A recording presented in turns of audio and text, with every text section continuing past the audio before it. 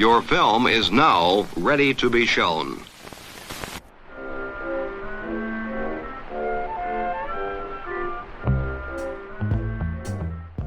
Good morning. I'm Justin Hendricks, editor of Tech Policy Press. We publish news, analysis, and perspectives on issues at the intersection of tech and democracy.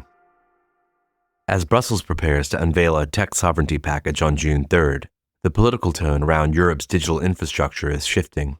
A draft strategy frames this moment as a decisive push to actively build European capacity in cloud computing and AI. At its core is a proposed Cloud and AI Development Act aimed at accelerating data center construction and expanding domestic capability over the next decade. But this expansion comes with unresolved tensions. Here's Tech Policy Press senior editor Ramsha Jahangir, who explored these tensions with her guests Nico Schmidt and Christiaan van Veen. The European Commission is expected to lay out a new package tied to its push for tech sovereignty. The idea that Europe should be able to run its own digital infrastructure rather than rely on foreign providers. As part of the package, the Commission is expected to drop several major pieces of legislation, including energy efficiency rules, new rating system for data centers, groundwork for binding minimum performance standards from 2030, and the Cloud and AI Development Act, the law that would triple EU data center capacity in 5 years. The build-out is moving ahead with limited transparency about its environmental footprint. An investigation by Investigate Europe, published with partners including Tech Policy Press, found that an EU framework meant to track data center energy and water use has been weakened in practice. A confidentiality clause added after industry lobbying allows companies to keep site-level data out of the public domain. Commission data cited in that reporting shows a significant share of operators that are supposed to report those metrics haven't done so. And on the ground, including in the Netherlands, researchers are seeing a mixed picture. Patchy compliance, in some cases, data centers running well below capacity, even as the industry argues more are urgently needed. Today we're speaking with the journalist behind that investigation at Investigate Europe, and a think tank looking into what this push for tech sovereignty actually looks like in practice. Hi, I'm Nico Schmidt. I'm an investigative reporter. I work with the journalistic team Investigate Europe, and I'm specialized on all topics around AI accountability, such as the story that we are also going to speak about today. Hi, I'm Christiaan van Veen. I'm trained as a lawyer, and I'm one of the co-founders of Leitmotiv, which is a think and do tank that focuses on the production side of the digital economy and how to make it within planetary boundaries and fair. Thank you so much, both of you, for your time. I think it's a very interesting time to have this conversation. Next week, the European Commission is expected to drop several major pieces of legislation as part of their tech sovereignty push. It's been a month since we published, in partnership with Investigate Europe, this very, very explosive piece on transparency around data centers. So I think it's a very interesting and specific moment to be having this conversation. Maybe we could start with what the story was, Nico, what your investigation was about, and what has happened since it was published. Yeah, for sure. And thanks for having us, Ramsha. So the story that we published with you, it goes back to 2023, when the European Union decided on what's called the Energy Efficiency Directive. This Energy Efficiency Directive was one of the first steps in kind of starting to regulate the energy usage, or even make transparent the energy usage of data centers. And part of this directive also involves the data center operators to submit a certain amount of key performance indicators, right? So we're speaking about things like their water consumption, what are the sources of their energy. And basically then shortly after, the Commission started to work on what's called a delegated act. Yeah, so they were working in a second law piece. They were working on the specifics. That was their mandate, to work on what key performance indicators actually should be submitted by the data center operators. And for me, the work now started much later, in 2026, 3 years later, with a tip-off. And that tip-off told me to take a closer look at the submissions that were made by the industry in this process, right? So at the European level, I guess, as some of the listeners know, when the European Commission comes forward with the proposal, then there's a time for public consultation. And in this public consultation, they receive a number of submissions, and sometimes these can come from private people. They can come from non-governmental organizations, but they can also come from companies and bigger associations. And we specifically took a closer look at the submissions by Microsoft and Digital Europe. And both of them not only had something to say about what key performance indicators data center operators should submit, but they also were very frank and very open about the fact that all of this information that should be submitted should be put under total confidentiality. So basically, they proposed a law article to go into this delegated act. And this law article explicitly said that no access to information or no access to environmental information could be applied here. All of the information submitted by the data center operators would be totally off limits. Now, that's not surprising. I mean, when these processes happen, there's a lot of lobbying, and that's fair game, right? But what was then really surprising was that when we looked at the final text of this law, that we found this suggested law article by Microsoft and Digital Europe, word for word. Mostly, there were like a small change of words. They corrected one typo, but we found it in the law, and that was really surprising for us. Yeah. You could also say that even maybe this, very blatant procedure was almost, it had its good side in that it really allowed us to show the influence here, right? Because usually it happens over 1,000 small steps, 1,000 small conversations. But here it was just so blatant that it was really easy for us almost to show how this has been done. And once we found this, of course, we also had a couple of conversations. Me and my co-reporter, for example, I spoke to a lot of senior law scholars, and I asked them, hey, is this article and this blanket exclusion from all access to information even in line with other laws that are existing and that, frankly, I as a journalist use quite often? And they unanimously said, no, this is not in line with existing legislation. And this is basically the core of the story that we published with you. Very significant reporting with significant impact. I think just last week there was outrage in the parliament, and some parliamentarians also wrote to the commissioner demanding that the clause be revised in early June, and they're basically calling it unlawful. So has the commission responded since?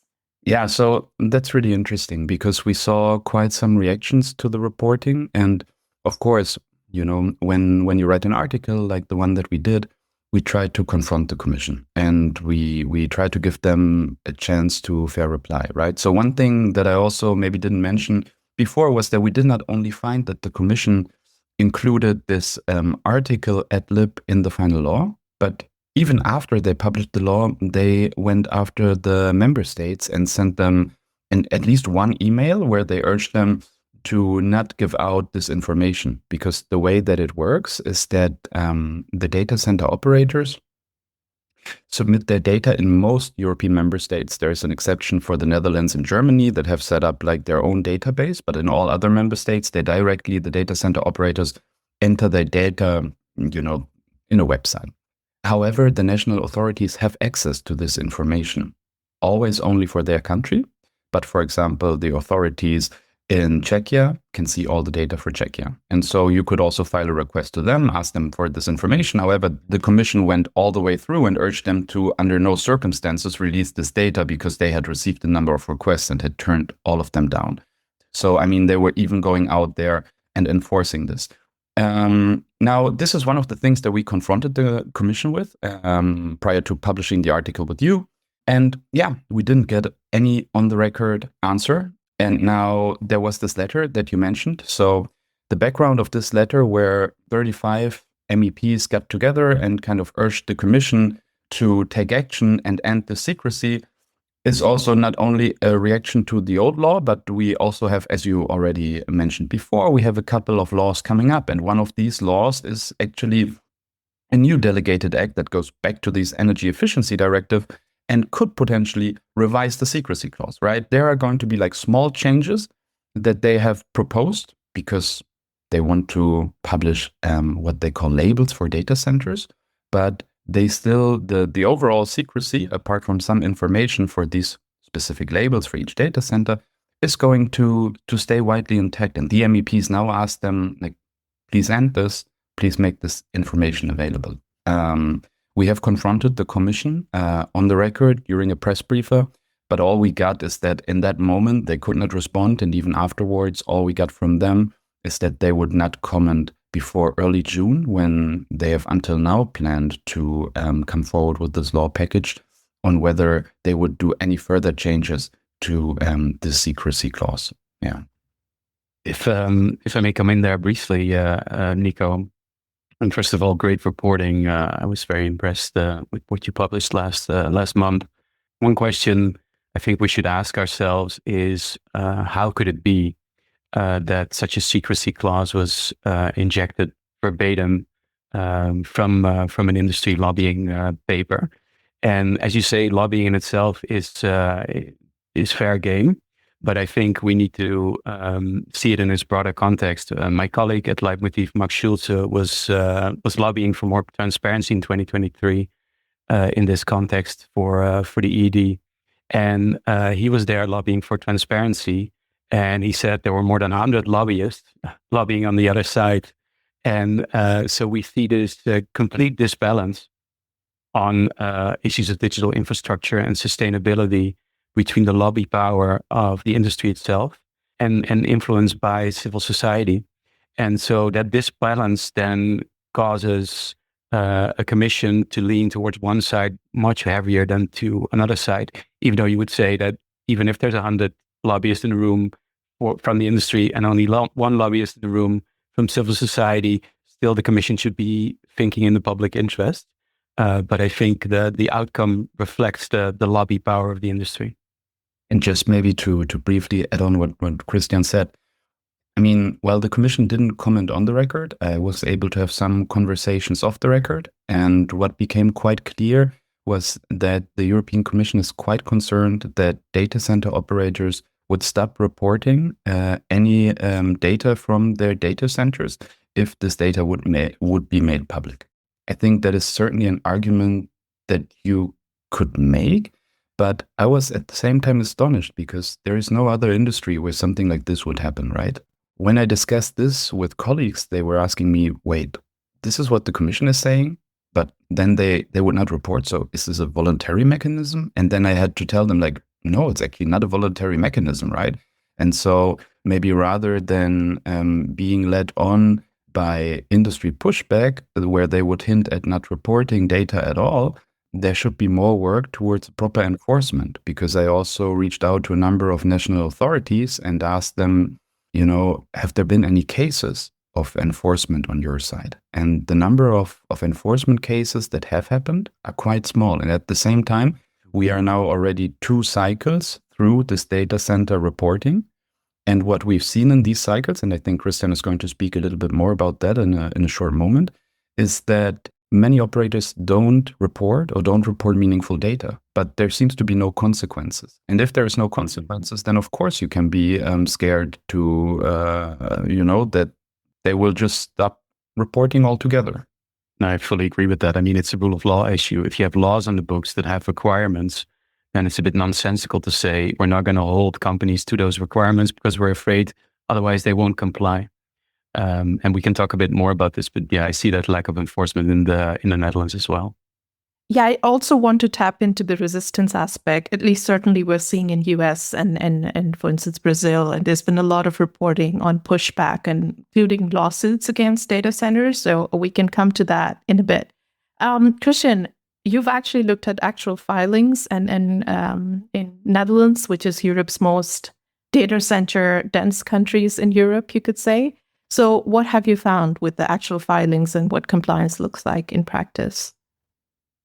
Yeah, thanks for the question. I think it's important to realize that under the EED, data reporting can happen in 2 different ways, either via a national reporting scheme or directly to a European database. The Netherlands is an interesting case study because it's one of the few countries in Europe that has a national reporting scheme implemented by the Dutch Enterprise Agency, which is part of the Ministry of Economic Affairs and Climate. And also quite exceptionally in Europe, the Dutch authorities shared the information they collected from the industry with the general public. So they put the spreadsheets that were sent in by the industry on their website. And we looked at those spreadsheets for the reporting year 2024. So those were handed in 2025. And what we did is we looked at the spreadsheets, built an internal dashboard to get an overview of the data, and then analyzed it. And we basically reached four main conclusions from analyzing the data. So first of all, many data center operators that are active in the Netherlands and are under an obligation to report did not report at all to the Dutch authorities. So Dutch authorities received 104 reports, even though we estimate that there are about 160 data centers in the Netherlands that are actually required to report under the EED. Then a second conclusion from the data was that many reporting data centers have reported, but have withheld essential information on their environmental impact in their reports. So for instance, we looked at electricity consumption, then we add up all the reports for the Netherlands. It adds up to a little bit less than 1 terawatt hour of electricity in 2024, even though our statistics authority has calculated that electricity used by data centers is 5 times that amount. So there's a lot of underreporting in the reporting. And then thirdly, and importantly, we have seen that reporting under the ED is especially low among data center facilities that are ultimately owned by US companies.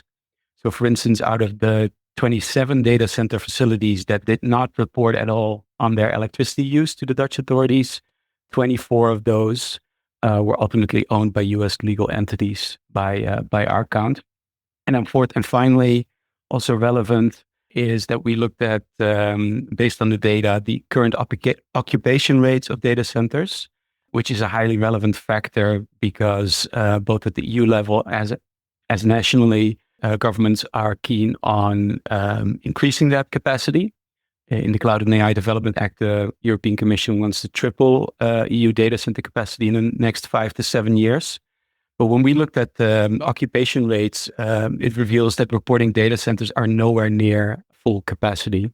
So we reveal that on average, the data centers that have actually reported to the Dutch authorities, they're only about at 1/3 of their total electrical capacity. So in other words, they're 2/3 empty. So interesting things could be gleaned from this Dutch reporting, and that's because, quite exceptionally again, Dutch authorities have been relatively open about the data received. And it kind of also cuts against the industry's main arguments, right? The fact that data suggests, for instance, in Netherlands, they're running at around half capacity or less. So it's interesting. And it's also sort of the broader tension here at the heart of the EU's tech sovereignty push, also with the upcoming Cloud and AI Development Act proposal, that they're trying to frame it as Europe trying to take back control. But then at the same time, if the facilities firstly are predominantly US owned, they're the least compliant, and then there's also the capacity question. So how are all these things shaping up ahead of this launch next week? And what does this say about the Commission's priorities? I keep coming back to this question that data, and there's so much reporting that's saying otherwise, but are any of the decision makers actually listening? Well, one thing to say, and I'm sure Nico has things to say about that as well. But so we sent in a submission on the draft Cloud and AI Development Act last year, and this was exactly the argument we brought forward to the European Commission in that submission, namely that we currently have no transparent facts on current utilization rates of digital infrastructure in Europe. So how much data center space is rented versus space that is actually utilized, how much electrical capacity is allocated to data centers that is actually used inside data centers. And we wrote to the European Commission in that submission, and I quote, Before implementing policies to grow data centers facilities across Europe, we urge the Commission to conduct a full assessment of the utilization rate of existing data center capacity in Europe. This could be done in part using the information collected on data centers under the EED. And we will have to see whether they've listened to us at all. But this shows the importance of having transparency regulations so you can use that for policymaking, which is exactly what it says in the EED as the rationale for having it in the first place, which is why it's so troubling that compliance with the transparency rules is low. And maybe just to add one point to what Christiaan said, because I think, it's a fair call to want to have kind of an overview of the consequences of the utilization of data centers before the Cloud and AI Development Act. But maybe before we have that, we should even know how many data centers exist in Europe. If you, for example, reach out to member states and ask the responsible authorities how many data centers actually exist in your countries, there is a large number of member states that do not know this number. And when you look at European Commission reports that are often being referred to, and you go to the footnotes, you see that in some of these studies, they just, they take the numbers from datacentermap.com. That is not a bad website, right? But if you go to datacentermap.com and you look up the information that they post about themselves, it's, I think, a one-person run entity, and they very much admit that their overview is not complete.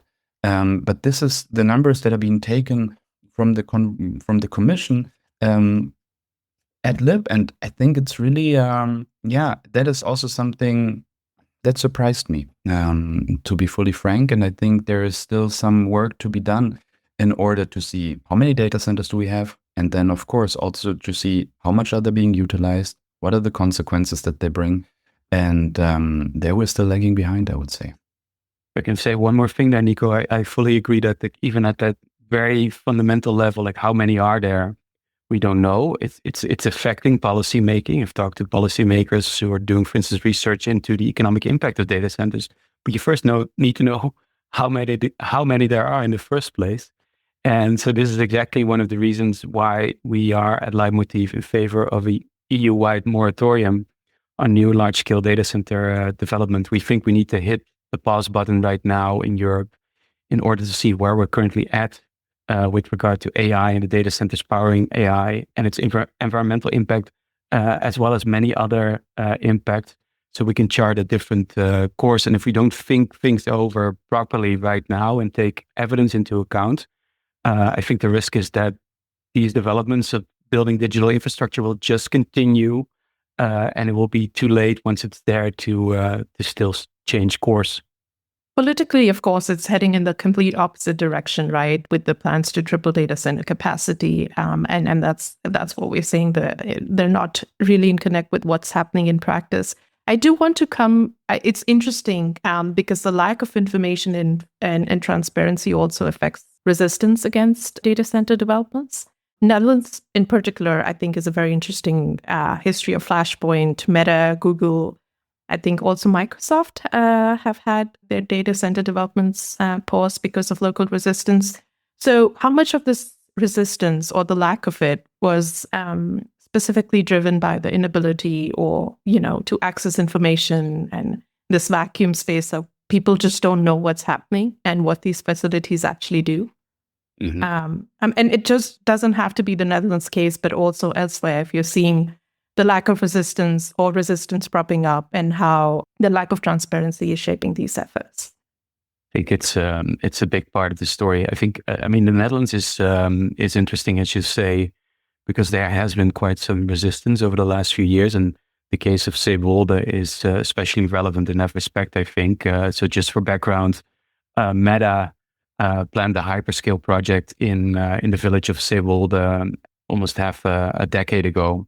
And there, what particularly pissed off people, to put it that way, was the lack of information they received about the project. There was a lot of secrecy around it.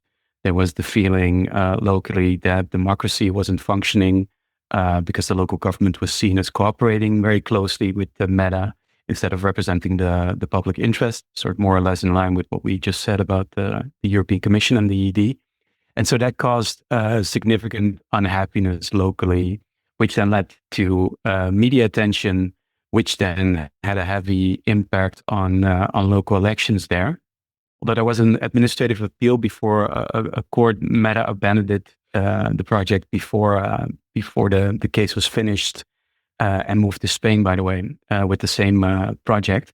What's interesting is that sort of resistance then it's very potent. People are very upset, but it also has an impact because not only did the project stop, but national politicians were kind of shocked about the political implications, then introduced a ban on hyperscale development in the Netherlands, except for two specific locations in the Netherlands.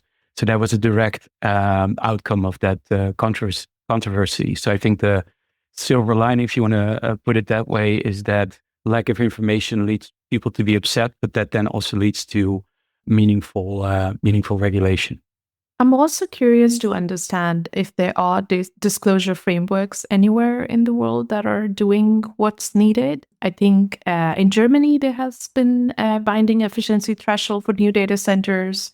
In Singapore, there are green data center standards. There's also, I think, a recent US proposal that requires hyperscaler facilities to produce publicly accessible results. So are you seeing any of those conversations as well within Europe? I think, at the end of the day, the EED is probably one of the most progressive regimes that we have globally.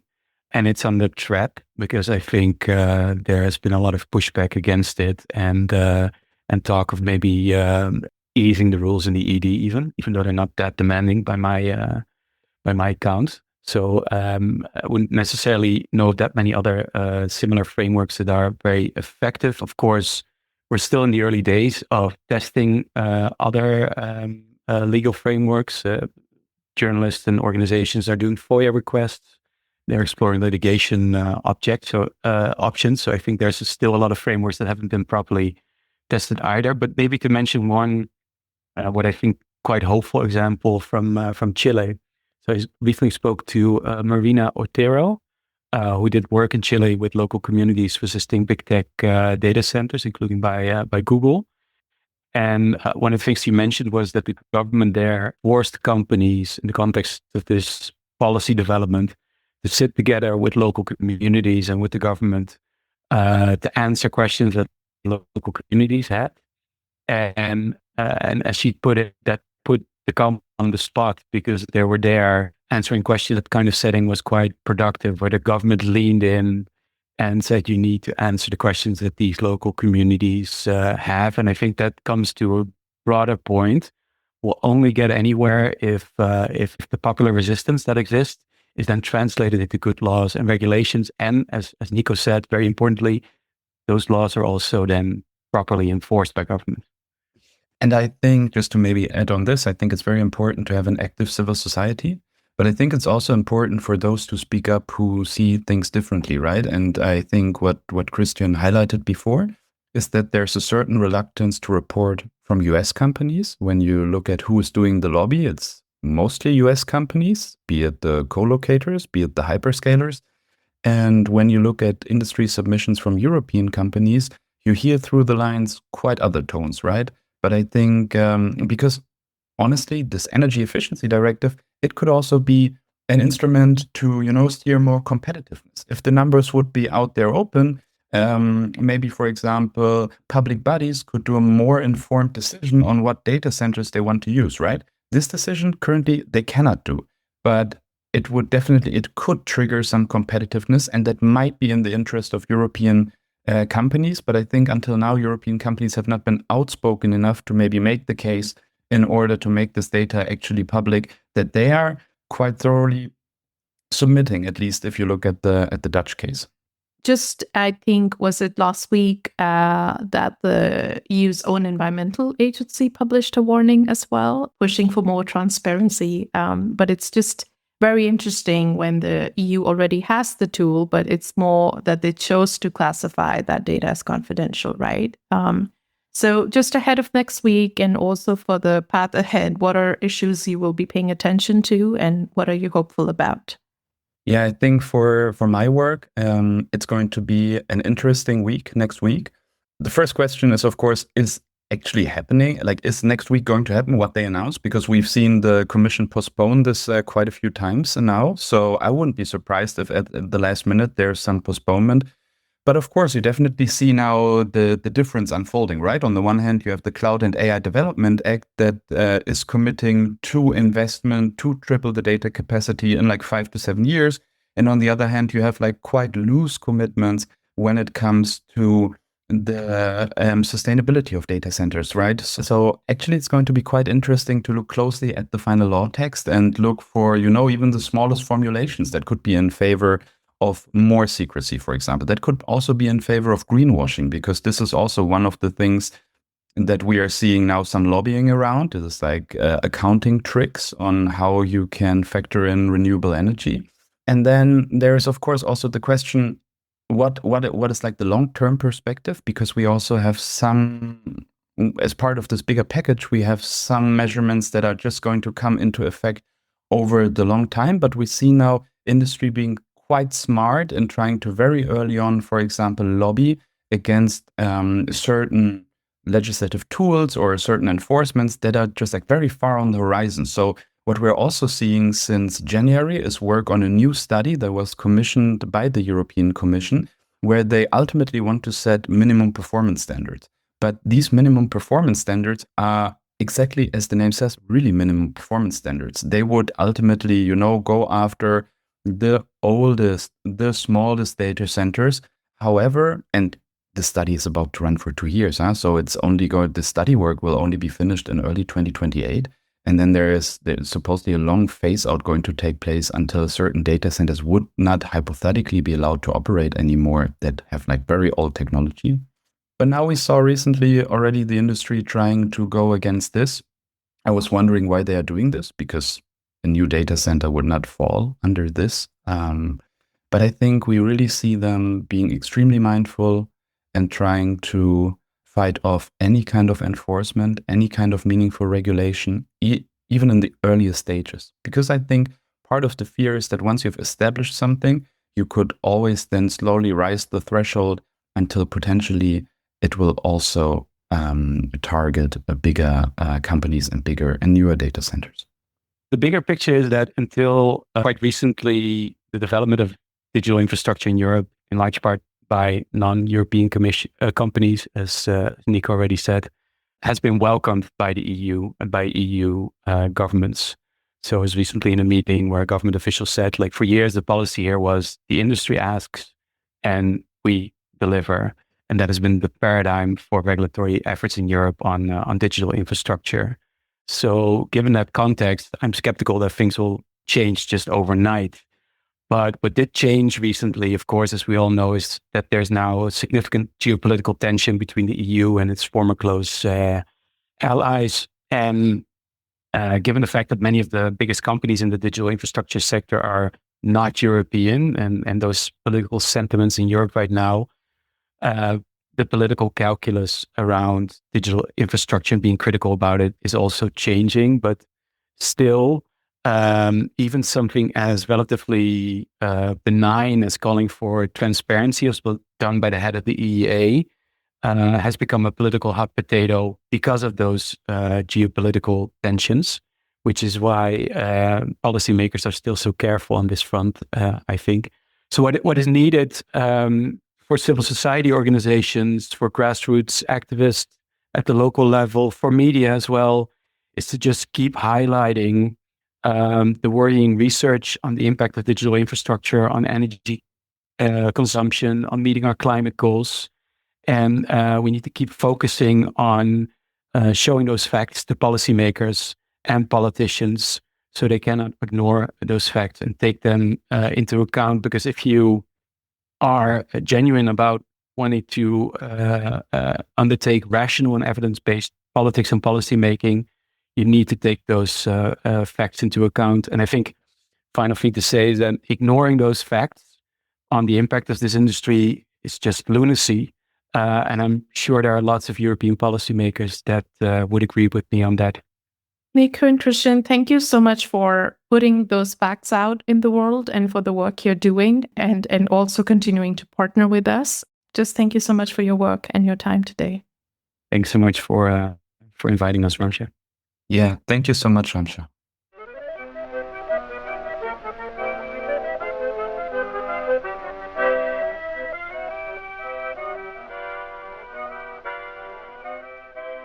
That's it for this episode. I hope you'll send your feedback. You can write to me at justin@techpolicy.press. Thanks to Ramsha and her guests. Thanks to my co-founder, Brian Jones. And thank you for listening.